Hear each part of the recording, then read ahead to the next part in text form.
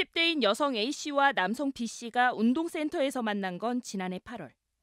친구처럼 지내던 두 사람은 한 차례 성관계를 했습니다.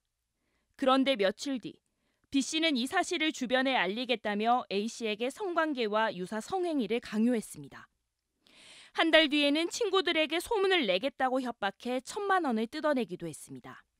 나는 막말로 동영상을 가지고 있고 너희 가족에 알리려고 하고 있고 난 돈이 필요하고 난 솔직한 얘기로 너에게 지금 필요한 돈을 3,000만 원을 요구하려고 해.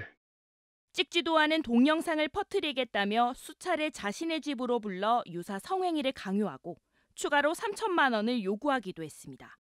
대한민국 처벌이 되게 우스워. 나는 내 혼자 죄를 짓고 내 혼자 그냥 법정사에 살면 돼. 하지만 너는 그 모습이 유포되면 너 대한민국에 살 수도 없을 것 같은데. 문제는 시간이 갈수록 협박의 강도가 높아졌다는 겁니다. 결국 유사 성행위 장면을 몰래 촬영한 영상을 빌미로 캡처 사진을 보내며 500만 원을 요구했습니다. 넉 달 동안 이어진 협박을 참다 못한 A씨가 경찰서를 찾았지만 정신적 고통은 줄어들지 않았습니다. 휴대전화와 이체 내역 등 혐의 입증을 위한 증거 수집은 모두 피해자의 몫. 수사 과정에서 드러내야 하는 불법 영상과 진술로 인한 수치심도 감내해야 합니다. 피해자가 엄청나게 증거를 갖다 내도 좀 어렵다 이렇게만 얘기하니까 뭔가 진이 빠지고. 협박을 당하고 수사가 진행돼도 가장 두려운 것은 주위의 시선이었습니다. 이러는 거 당한 네가 바보다. 이런 얘기 하잖아요, 사람들. 아무 생각 없이. 내가 여기서 벗어나려면 내가 죽어야 되나? 이거 신고해도 안 될 텐데 죽어야 되나? 그냥 죽을까? 가해 남성 B씨는 지난달 1심에서 징역 4년을 선고받은 뒤 형량이 무겁다며 항소했습니다.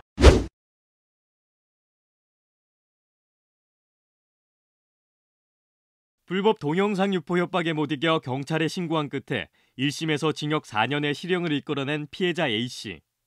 피해 사실이 알려지는 게 두려워 넉 달 동안 전전긍긍했습니다. 문제는 신고를 망설일수록 피해는 커졌습니다.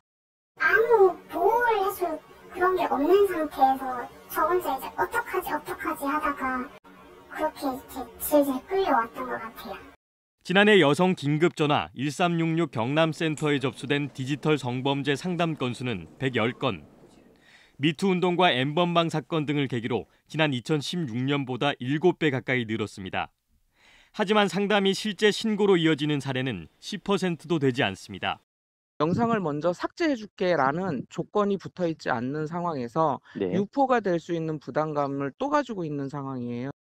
막상 신고를 하더라도 피해를 직접 찾아 입증해야 하고 경험한 고통에 비해 처벌이 약해 도중에 포기하는 경우도 많습니다.